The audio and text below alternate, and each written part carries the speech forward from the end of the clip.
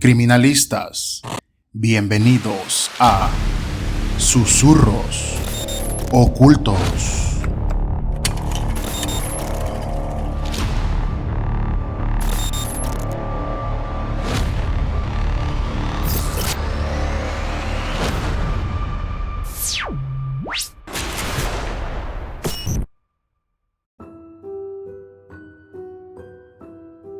El siguiente caso se centra en Dennis Rader, el asesino BTK, de líder Boy Scout a depredador sexual. Dennis Rader nació el 9 de marzo de 1945 en Pittsburgh, Estados Unidos. Actualmente con 78 años de edad, Rader era el mayor de 4 hermanos, hijos de William Elvin Rader y de Dorothea May Cook. Creció en Wichita y asistió a la Riverview School para luego graduarse de la Wichita High School. De acuerdo a varios reportes y a sus propias confesiones, de niño solía ser cruel con los animales, un síntoma clásico que muchos psicópatas muestran en su infancia. Desde 1965 y hasta 1966 asistió a la Wichita University. Posteriormente pasó 4 años, de 1966 a 1970, en la Fuerza Aérea de los Estados Unidos, viviendo en Texas, Alabama, Okinawa, Corea del Sur, Grecia y Turquía. Una vez de regreso en Estados Unidos, Rader vivió en Park City, un suburbio ubicado 7 millas al norte de Wichita. Ahí trabajó en la sección de carnes del supermercado, junto a su madre, quien tenía empleo como contable. Este depredador sexual se valió de su matrimonio, su hija, su educación universitaria, su posición como voluntario en los Boy Scouts y en la iglesia luterana para ganarse el favor de sus víctimas. Mató a 10 personas y las autoridades tardaron más de 30 años en cazarle. Un día decide convertirse en criminal, con deseo de poder y control hacia sus víctimas. Con una mente retorcida y múltiples fantasías, quien por su apariencia no levantaría ninguna sospecha, miembro de la iglesia luterana y líder Boy Scout, vigilando y seleccionando cuidadosamente a sus víctimas, que sembró el miedo y terror durante los años de 1974 y 1991. En el estado de Kansas, dicho asesino era característico por dejar su marca personal, BTK, el cual describía su modo operandi.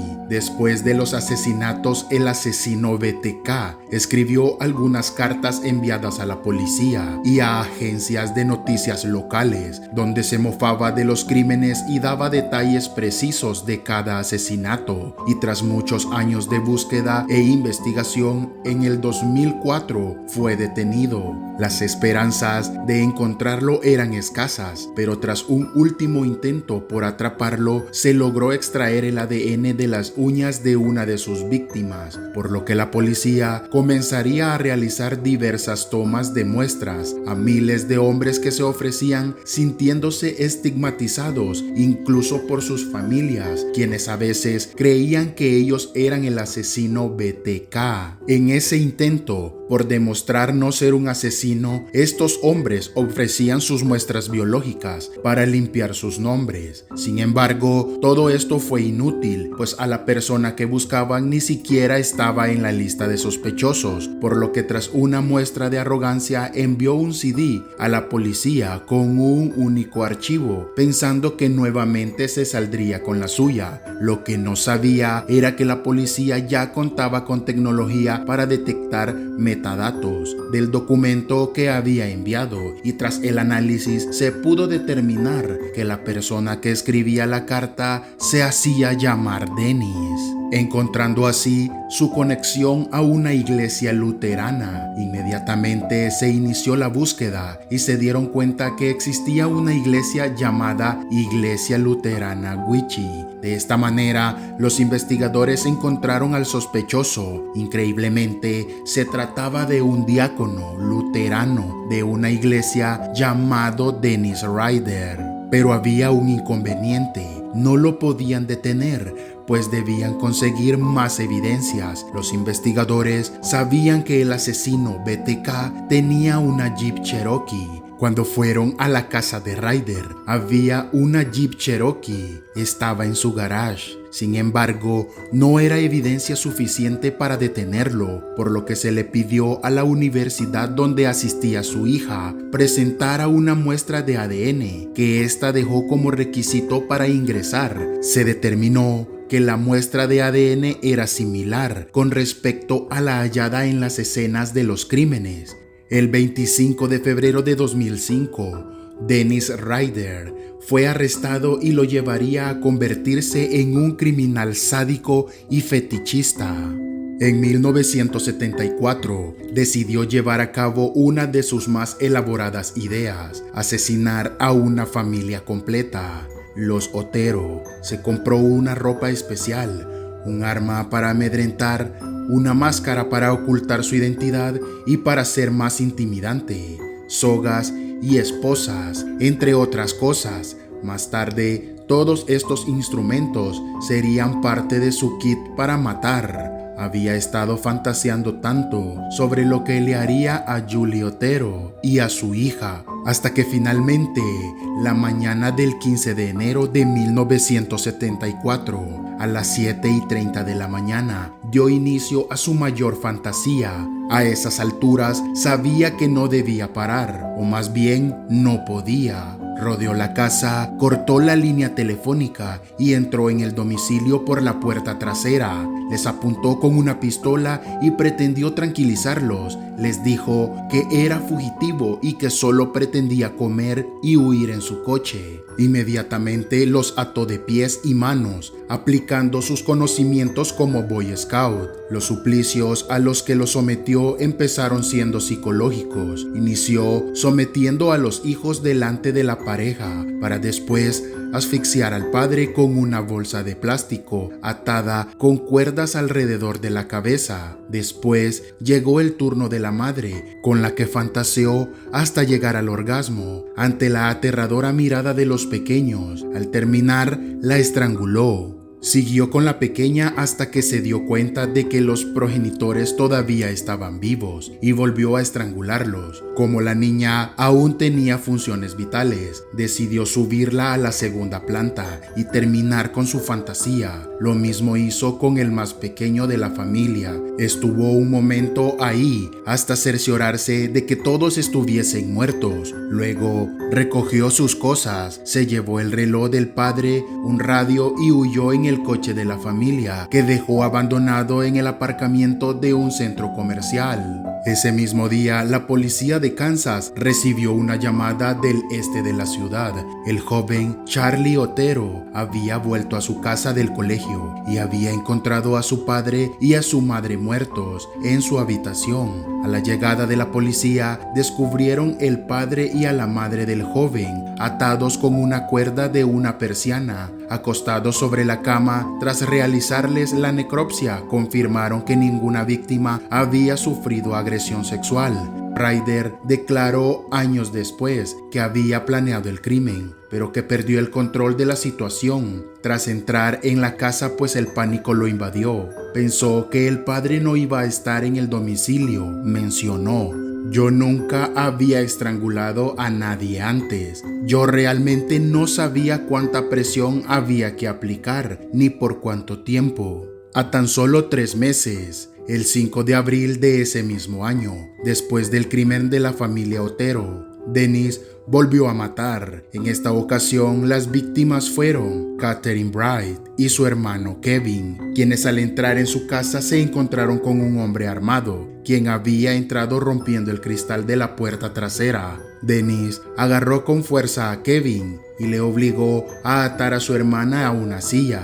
llevándoselo a otra habitación, donde intentó estrangularlo, pero el joven se defendió y Ryder no tuvo otra opción que darle 2 disparos en la espalda. Aunque así Kevin consiguió salir de la casa, sin embargo, cuando la policía llegó, el asesino había huido y al interior encontraron a Catherine todavía atada a la silla con 3 cuchilladas en el abdomen. Esta no sobreviviría. Posteriormente a estos crímenes, se creó un equipo de investigación para que interrogaran a todas las personas sospechosas y buscaran al asesino, hasta que 3 hombres confesaron ser el asesino de la familia Otero. Y cuando este hecho se publicó en los medios de comunicación, Dennis Ryder dio señales de vida. No podía soportar la idea de que otros le quitaran la fama por lo que había hecho. Aunque la policía no daba crédito a estas 3 confesiones, el asesino decidió asegurarse de que sabían que seguía suelto y no era ninguno de los hombres que había confesado. Ryder llamó a la línea telefónica que había abierto un periódico y comunicó que obtendrían más información sobre el caso Otero si recuperaban una carta colocada en un libro de texto de ingeniería que estaba en los estantes de la biblioteca pública, que tenía escrito el caso Otero. Afirmó ser el autor intelectual del crimen, por lo que solicitó dejaran en libertad a los 3 sospechosos. Mencionó que debido a su modus operandi, ahora lo tenían que conocer como BTK, que significaba átalos, tortúralos y mátalos, mencionando que así identificarían a su siguiente víctima. Después de eso, el estado de Kansas tuvo tranquilidad durante los próximos 3 años, hasta que el 17 de marzo de 1977, BTK regresó. En esta ocasión, entró a la casa de Shirley Bian. Ese día, 2 de sus hijos se quedaron en casa en lugar de ir al colegio. Cerca del mediodía, un hombre llamó a la puerta y se abrió paso a la fuerza, apuntándoles con un arma, y encerró a los niños en el baño. Minutos más tarde, los niños consiguieron salir, pero encontraron a su madre muerta, atada de pies y manos en la cama, con una bolsa de plástico en la cabeza. Al principio, habían ciertas dudas sobre si BTK había cometido el asesinato de Diane. No le habían hecho daño a los niños y había robado de la casa 2 giros postales. Sin embargo, todas las dudas se desvanecieron cuando el periódico recibió por correo una pequeña ficha con un poema que empezaba diciendo: Ricitos de Shirley, marchítense pero sean míos. Dentro de la carta explicó por qué no había matado a los pequeños. Su intención era hacerlo, pero una llamada telefónica le salvó la vida. El aviso del siguiente asesinato lo mandó el mismo BTK el 9 de diciembre de 1977, llamando desde una cabina telefónica situada a unas 6 manzanas de la comisaría de policía, cuando mencionó una dirección y añadió Nancy Fox. Encontrarán un homicidio. La policía, al recibir la llamada, inmediatamente comenzó a rastrear la cabina de donde se había efectuado la llamada, pero no encontraron nada. Posterior a eso, acudieron a la dirección y encontraron a Nancy Fox en su casa muerta, parcialmente semidesnuda. La habían estrangulado con una media de nylon. La policía relacionó el asesinato con BTK hasta que la cadena local Channel recibió una carta. En este comunicado decía que sus actos estaban motivados por un demonio y se comparaba con Jack el Destripador, el estrangulador de Halside y el hijo de Sam. ¿A cuántos tengo que matar antes de ver mi nombre en el periódico o algo de atención a nivel nacional? Vuelvo a casa y sigo mi vida como los demás, y así haré hasta que vuelva a entrarme la inquietud. Siento que esto le pase a la sociedad. Ellos son los que más sufren. Me cuesta controlarme cuando este monstruo entra en mi cuerpo, entra en mi cerebro y no sé, quizás ustedes puedan pararle. Yo no puedo. Él ya ha escogido a su próxima víctima. Estas fueron las palabras del asesino BTK. Nuevamente no se supo nada de Ryder alrededor de 1 año y medio. Una noche de primavera de 1979, Frank Dare, de 63 años, llegó a su casa a las 11 de la noche y se encontró con que habían entrado ladrones, por lo que llamó a la policía, quienes no tenían ni la más remota idea que se trataba del asesino BTK, hasta que Frank recibió un sobre con las joyas que le habían robado, un dibujo hecho por el intruso y un poema. El poema contaba lo mucho que se había decepcionado al ver que Frank llegaba tarde aquella noche.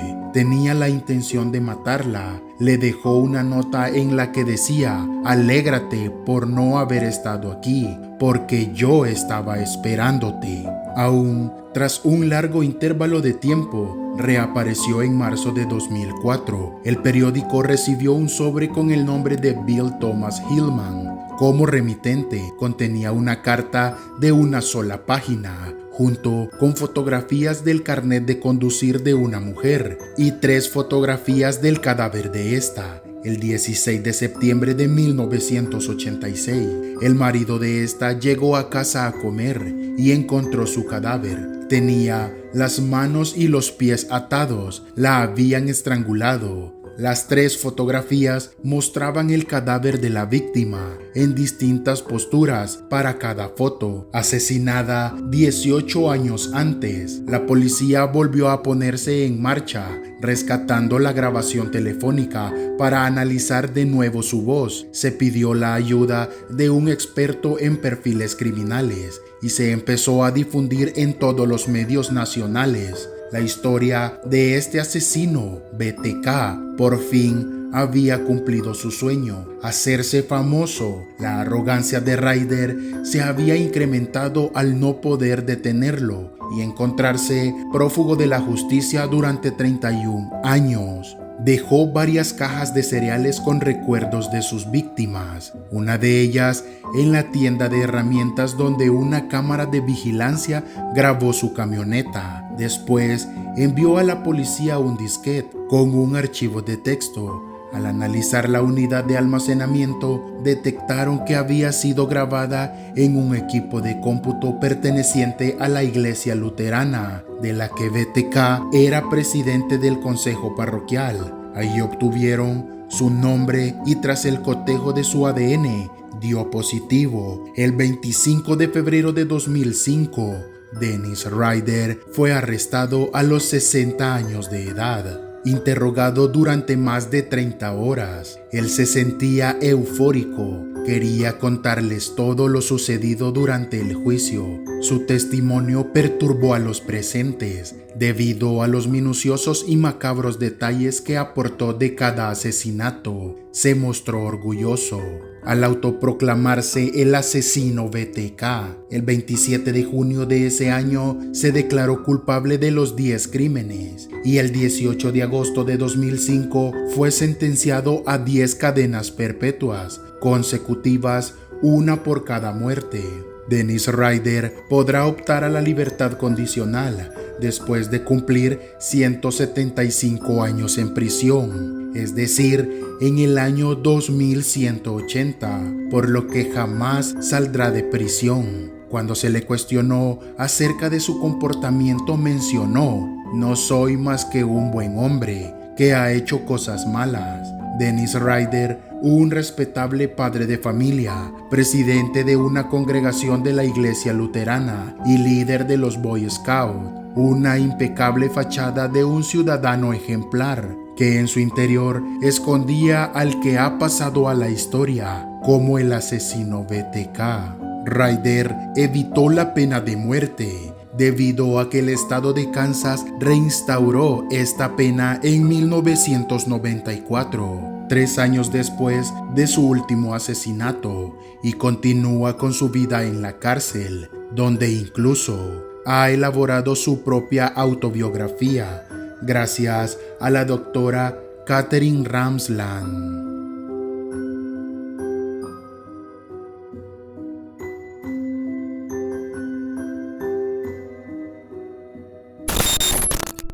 Bueno, estimado público, fue un placer estar con ustedes, agradeciéndoles su compañía y el interés que muestran por cada uno de los casos de este canal. Si aún no estás suscrito, es el momento de hacerlo. Comparte y activa la campanita para llegar a más personas. Recuerda que de esta manera nos estás apoyando. Gracias por su tiempo y esperando que estén de lo mejor. Esto es Susurros Ocultos.